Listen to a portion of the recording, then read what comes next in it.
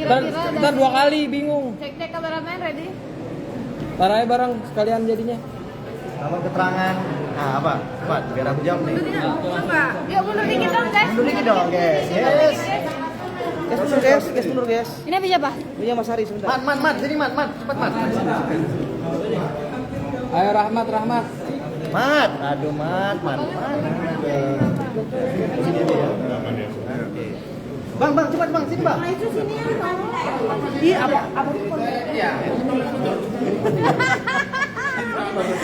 Aku terkali. Biar enak di kamera Bang. Iyalah Bang, lihat Bang. Oke, Mat, ayo Mat. Oke, Bang Rasman.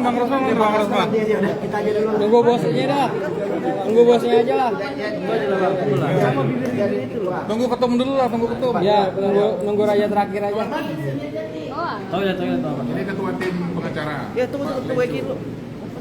Ya, hari ini persaksian ya, 2 orang saksi. Ntar dulu bang. Yang pertama siapa, Mat? Pahala Barata. Yang kedua? Rido Rizky. Ya, menurut saya ya, menurut penglihatan saya hari ini, kesaksian keduanya itu menguntungkan kami. Ya, karena kenapa? Bahwa mereka menjelaskan bahwa ketika konferensi pers, Bang Rasman itu mengatakan segala sesuatunya menggunakan kata dugaan. Sehingga kalau yang disampaikan menggunakan kata dugaan, itu harusnya tindak pidananya tidak ada. Dugaan itu artinya memprediksi, ya, mengukur suatu kejadian, ya kan, mengira terhadap suatu kejadian. Jadi belum pasti, sehingga tidak bisa dakwaan jaksa yang berbuntut pasal 27 ayat 3, 45 ayat 3 itu harusnya sudah pasti. Dan yang disiarkan oleh wartawan itu adalah memang produk jurnalistik, ya. Mereka merekam, kemudian yang menyiarkan itu juga wartawan, ya kan. Sementara pasal 27 ayat 3 itu kan yang mendistribusikan. Kalau begitu wartawan lah nanti jadi tersangka, kan begitu, ya. Jadi jelas kesaksian keduanya hari ini menguntungkan Bang Rasman. Ya, oke, cukup dari saya. Bang Riyad, ya, diteruskan rekan saya Bang Riyad. Ya, baik, terima kasih. Apa lanjuti apa yang disampaikan oleh rekan saya tadi, Usmanan, bahwa memang persidangan hari sangat menguntungkan kepada klien kami Dr. Ran. Kenapa? Karena salah satu yang ada di BAP ini, Ibnu Makin, yang menyatakan bahwa tidak pernah menunjuk Dr. Ran sebagai kuasa hukum itu sudah terbantahkan. Kenapa? Karena secara jelas dari saksi wartawan dari Cumi-Cumi yang menyatakan yang dia dan live di Cumi-Cumi, dan dia menyatakan bahwa benar bahwa Ibnu Makin menyatakan bahwa semua dokumen-dokumen bukti yang diduga dengan melakukan pelecehan seksual yang dilakukan oleh Dr. Ran telah diserahkan kepada kuasa hukumnya, Dr. Tim dan Dr. Ran. Itu jadi sudah jelas di situ. Dan selanjutnya saksi daripada Pahala menyatakan bahwa dia tidak secara jelas tentang masalah tadi. Ada yang disampaikan bahwa menyatakan bahwa ada tadi semacam tekanan terhadap wartawan supaya tidak datang. Itu sudah jelas tadi dikatakan bahwa dia cuma menafsirkan. Sedangkan ini kan saksi fakta, jadi dia jelas secara fakta bahwa klien Dr. Ran tidak ada pernah menghalangi, merintangi untuk saksi itu untuk supaya hadir dalam persidangan. Itu secara jelas tadi sudah terungkap dalam fakta persidangan. Terima kasih. Mungkin dilanjutkan langsung oleh kita. Kalian kan tahu saya nggak pernah kenal, nggak pernah ketemu dengan Pahala itu. Dan saya chatting baru itu, nomornya juga saya dapat dari yang lain. Jadi udahlah, belajar aja dari kasus ini, belajar dari kasus yang TV, jangan nanti terseret masalah hukum. Saya malas saja berdebat. Orang memang diatur undang-undang pokok pers, Dewan Pers berhak menolak. Karena itu saya mengingatkan. Nah, tapi Saya katakan sekali lagi, saya tidak membenci majelis, saya membenci JPU. Justru saya menunggu keberadaan Dodi Ariansyah supaya dia bisa kami sikap secara hukum. Dan kita tunggu dengan rahmat Pak. Apa semua, Pak Rihat, Pak Lecu, teman-teman semua. Tapi ternyata dia tidak datang. Kalau menurut saya dia takut. Nah kemudian teman-teman, kita semua kan sudah tahu bahwa sudah ada mutasi 199 hakim. Kita sudah sepakati minggu lalu, 2 minggu lalu, bahwa ada jadwal sekali seminggu. Kenapa sih dipaksakan sampai 2 kali seminggu? Ada apa dengan ini semua? Makanya saya katakan tadi, ya kok saya nurani saya itu nggak bisa, kan kita punya nurani, nggak bisa kita menolak dan berbohong dengan nurani kita. Maka ya bagi kami mau 3 kali seminggu, mau tiap hari pun sidang nggak ada masalah. Saya hanya katakan bahwa proses dari awal Bareskrim Mabes Polri diduga ada skenario yang dimainkan, dan jangan sampai hakim tertular dengan skenario itu. Jangan sampai JPU tertular. Makanya jangan kita saling sensitif. Sekarang yang dipersoalkan di sini apa? Saya terdakwa dan Hotman. Dan kasus ini remeh-temeh. Kebetulan saja terlapornya Rasman, public figure. Kebetulan saja pelapornya Hotman, public figure. Itu doang. Memang ada kerugian negara di sini 937 triliun. Emang ada saya merampok uang negara di sini 60 miliar? Tidak ada. Emang ada saya sembunyikan 5,5 miliar di bawah tempat tidur saya? Tidak ada. Tidak ada. Kalau saya katakan tim hukum saya banyak yang mau mundur, benar. Karena terlalu sensitif. Pak Iskandar ini dia mau ngomong izin bagi langsung di stop, padahal dia mau ke toilet. Kan sulit. Maksud saya, sudah. Kalian menonton sendiri gitu loh. Nah sekarang kalian ini gara-gara bertanya tim hukum saya, nanya identitas wartawan, kalian sudah harus pakai surat. Jadi ini apa sih namanya? Ini otoriter atas nama punya kewenangan terus diterapkan kepada semua orang. Kalau bagi saya cukuplah dengan identitas yang ada di sini, kalian masing-masing ini sebagai tamu. Iya. Tapi kalau itu permintaan ya kalian siapkanlah surat menyuratnya. Nah menurut saya ini akan menjadi berita liar lagi nih. Di KPK saja sidang yang sangat serius nggak sampai begitu. Nah saya mau katakan, maka saya bersumpah tadi, saya Muslim. Sudah 5 kali saya ke Tanah Suci.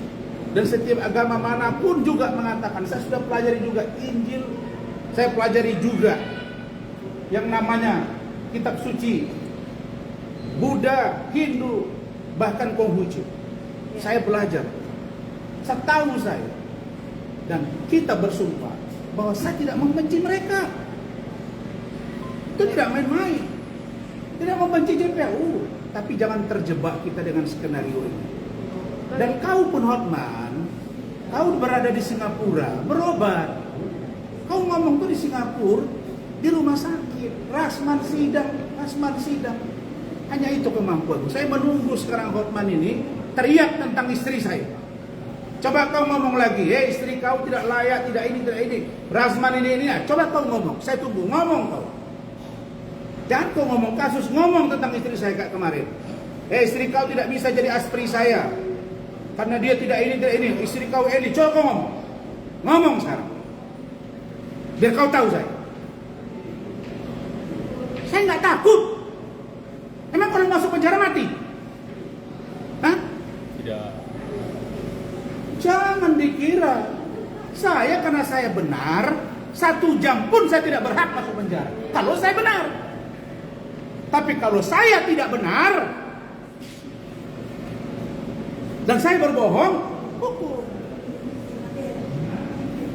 Karena itu saya menyampaikan ini seolah-olah saya ini sudah takut. Marah di situ, Basya dibekukan, Rasman sudah pengecut. No. Saya tidak pernah takut.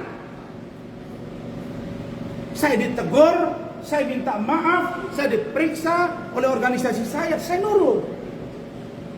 Tapi mari kita sama-sama mengoreksi diri juga. Bahwa kata-kata saya itu terbukti. Dan benar. Koreksi dong dirimu. Jangan main kewenangan atas nama undang-undang. Ya, oke. Ini bukan main-main. Jadi saya jujur, ya, pahala keteranganmu tadi, saya akan ambil tindakan hukum. Kenapa? Karena katanya, iya dong. Karena dia mengatakan bahwa saya menekan dia. Dia tidak mengaku, tidak merekam. Chattingan saya sudah buka, chattingan saya ke dia. Mana chattingan saya? Mana handphone saya? Dia hanya merasa terinfeksi. Gak ada cerita, kamu jangan bela-bela dia. Enggak, tadi saya dengar keterangan Bang. Kan Apa kata dia? Dia merasa terinfeksi. Kok merasa kekuatan hukum nggak? Tapi merugikan saya. Ya nggak apa-apa Bang. Saya nggak pernah macam-macam dengan media ya. Ya, Ya? Kalian grup Bendigo? bukan Bang. Bukan. Saya selama ini baik dengan kalian. Itu loh. Saya preskon, saya butuh wawancara dengan kalian untuk kebaikan kita semua. Kapan pun kalian mau ingin wawancara saya selalu bersedia. Jadi Abang akan Ya. melaporkan Bang. Saya akan ambil tindakan hukum terhadap dia karena dia mengatakan bahwa saya menekan dia. Apa buktinya? Saya chat WA dia, kemudian kami bertelepon. Saya hanya menyampaikan ke dia kalimatnya, dengar ya, bahwa dalam undang-undang pokok pers, dalam kode etik jurnalistik dan lain-lain adinda, wartawan berhak untuk tidak, satu, bersedia diperiksa di kepolisian, diperiksa di pengadilan sesuai dengan urutan-urutannya. Misalnya Pemret, lapor dulu ke Pemret, lapor dulu ke Dewan Pers. Kejaksaan Agung saja mentersangkakan Jak TV, mereka lapor ke Dewan Pers. Ini sama sekali nggak ada. Apalagi kalau kalian dengar surat masuk ke mereka, siapa yang nunjuk dia? Masa pergi ke Vincent, Vincent tunjuk misalnya Eki? Ada apa? Ini yang kita lihat ada dugaan permainan dari, maaf ya, dari penyidik. Jadi ini semua teradu domba. Saya akhirnya nggak enak sama hakim, akhirnya nggak enak sama JPU, akhirnya nggak enak sama kalian. Dan saya melayani itu dengan baik. Ya, tapi kalau kita nanti mau parsial-parsial, kalau minta tolong saya nggak mau, ayo, nggak apa-apa. Nggak apa-apa. Saya bisa seperti Hotman, ngadu juga kok banyak wartawan ke saya. Bang, dia kalau kita minta wawancara susah banget, Bang Rasman nggak apa-apa, fair-fairan kita. Nggak apa-apa. Tapi keterangan dia yang mengatakan bahwa saya tadi, ini kenapa? Mana baterainya? Charger kan oke. Jadi, charger kan sekarang. Saya mau tunjukkan ya, bahwa saya chat WA Pahala Barata. Namanya pun saya tidak tahu. Karena saya tahu siapa Pahala Barata. Saya WA lah dia. Saya dapat nomor. Saya bilang, nih, Pablo Benua minta disampaikan ke media. Betul ya? Ya? Sampaikan ke media Bang. Dari Perkumpulan Wartawan Media Digital Indonesia akan secara resmi melaporkan oknum anggota Polri yang tanpa hak melakukan penjemputan terhadap saudara Eki. Pablo ini perkumpulan, dia pemimpin juga untuk media online dan dia punya Rebel di mana Oki sekarang bekerja. Dan semua rekaman CCTV penjemputan hingga rekaman percakapan lengkap. Bahkan ada pengakuan dari oknum polisi tersebut yang mengakui dia menjemput tanpa adanya surat dan ini adalah kesalahan. Jadi itu saja. Saya kira kalian sudah pahami keterangan itu dan mari kita untuk sama-sama memahami keadaan masing-masing. Saya kira itu dari saya. Bang, tadi menurut majelis hakim juga ada perdebatan katanya secara aturan undang-undang tadi juga dibacakan di sidang. Kan saya bilang, boleh. saya ingin kuliah lagi, kan saya bilang tadi. Ya. Maksudnya apa itu? Maksudnya supaya dibaca dulu undang-undang pokok pers itu. Nah kan tidak semua juga. Hakim kan juga manusia. Saya juga kan manusia. boleh lupa dong. Makanya beliau-beliau ya di pledoi. Tapi yang kami agak kaget, kan pergantian majelis hakim biasa, ya Made? Kenapa kok kayak dipaksa betul ini? Dan ini kasus urusan petak sawah yang digarap oleh orang lain, kira-kira itu. Jadi saya memang mulai berpikir sekarang, kalau wartawan seketika bisa dipanggil memberikan keterangan dan wartawan itu bukan malah terima kasih, kita kasih informasi, waduh, ke depan kita punya perhitungan, nggak bisa lagi kayaknya kita sembarangan bicara. Baik, itu saja. Terima kasih.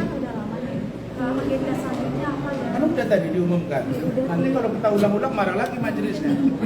Ya, silakan Rahmat yang jelasin. Oke, Bang, saya kesini dulu tadi. Pertanyaan terkait dengan bahwa hakim tadi sudah menunjukkan beberapa dasar hukum, ya kan?